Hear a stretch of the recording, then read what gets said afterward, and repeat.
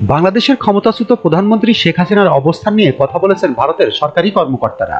তারা জানিয়েছেন শেখ হাসিনা এখনো ভারতেই আছেন, তিনি কোথাও যাননি। ছাত্র জনতার অভ্যুত্থানের মুখে গত 5 আগস্ট প্রধানমন্ত্রীর পদ থেকে পদত্যাগ করেন আওয়ামী লীগের সভানেত্রী শেখ হাসিনা।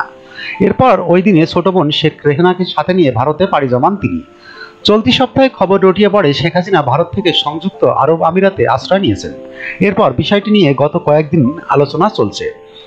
এ নিয়ে সামাজিক যোগাযোগ মাধ্যম ও বিভিন্ন গণমাধ্যমে নানা বক্তব্যের বিষয়ে মঙ্গলবার 8 অক্টোবর সাংবাদিকরা তার অবস্থান সম্পর্কে জানতে চাইলে বাংলাদেশের অন্তর্বর্তী সরকারের পররাষ্ট্র উপদেষ্টা জানান, তার কাছে এ ব্যাপারে কোনো তথ্য নেই।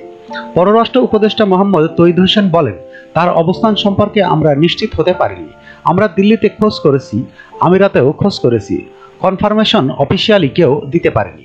তবে বিষয়টি নিয়ে এবার কথা বলেছেন ভারতের কর্মকর্তারা। বিসিবি বাংলার প্রতিবেদন মতে দেশটির উচ্চপদস্থ সরকারি কর্মকর্তারা জানিয়েছেন শেখ হাসিনা এখনো ভারতেই অবস্থান করছে।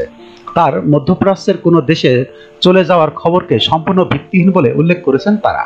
খবরে বলা হয়েছে শেখ হাসিনার গত 48 ঘন্টার গতিবিধি নিয়ে ভারতের পররাষ্ট্র ও স্বরাষ্ট্র মন্ত্রণালয়ে একাধিক সূত্রের সঙ্গে কথা হয়েছে। তারা প্রত্যেকেই নিশ্চিত করেছেন শেখ হাসিনা এখানে গত সপ্তাহে যেভাবে ছিল এই সপ্তাহেও ঠিক একইভাবে আছে।